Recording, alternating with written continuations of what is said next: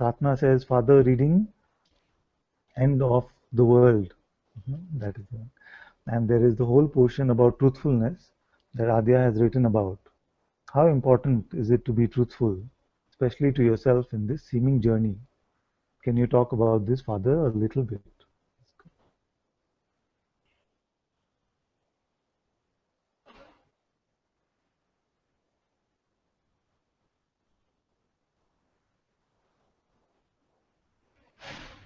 Various levels of truthfulness, isn't it?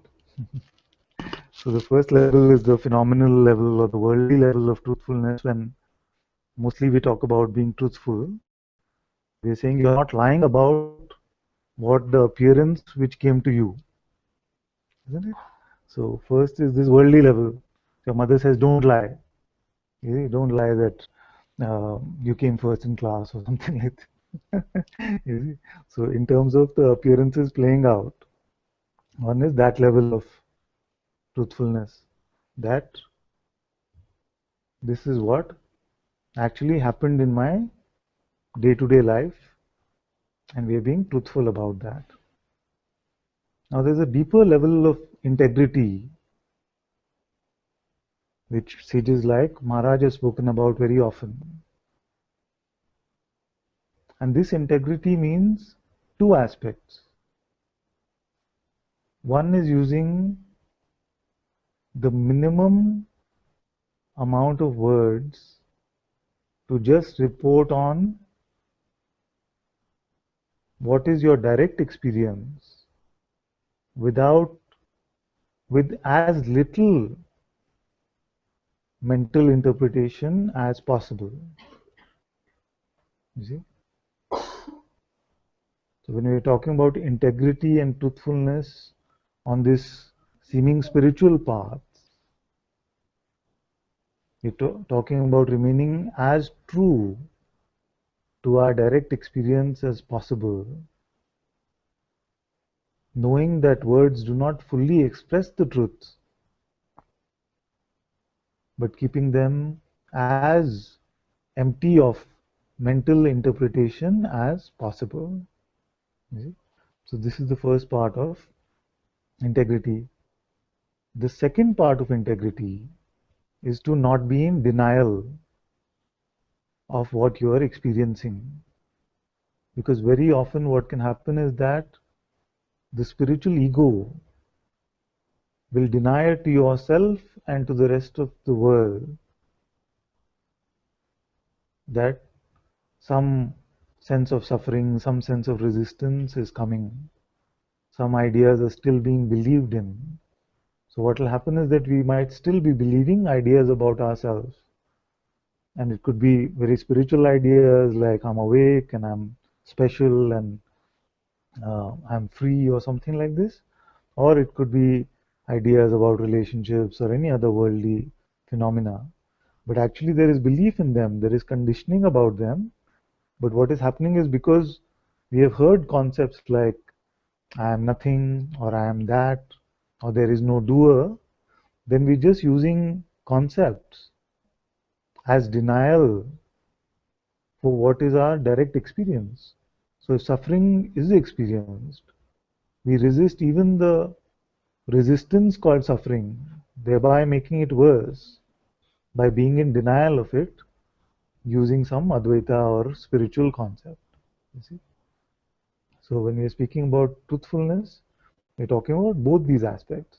Staying true to your direct experience of what is and not denying that which seems to be contrary to your beliefs about who you are. So in this way, then when we stay with this,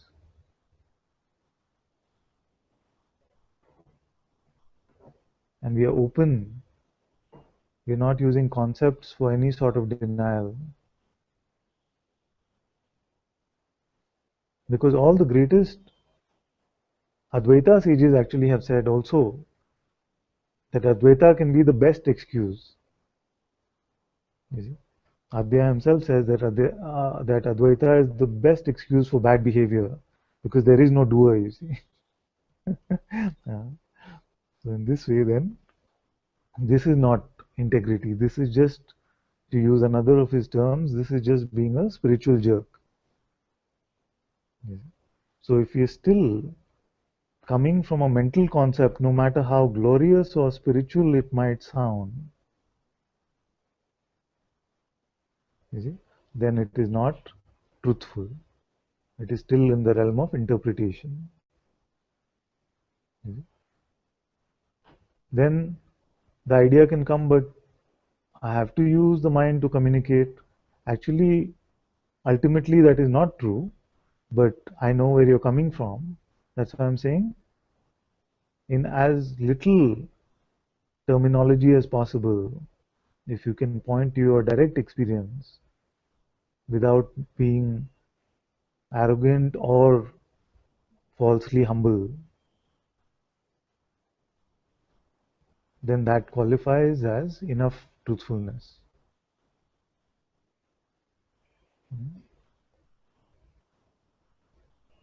So why did I say that ultimately even that is not true, that we have to use the mind to communicate?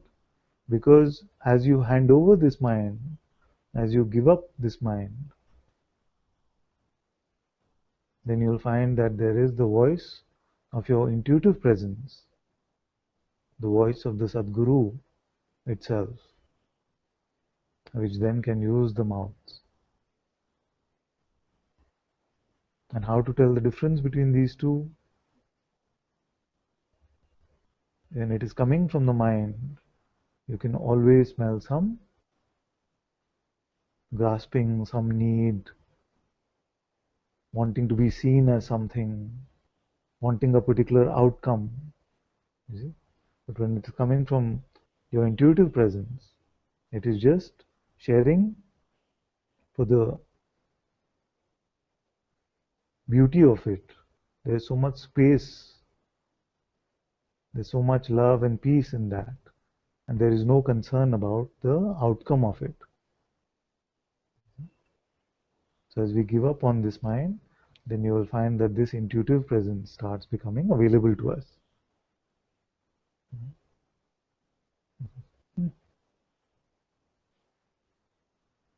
Actually, all of us,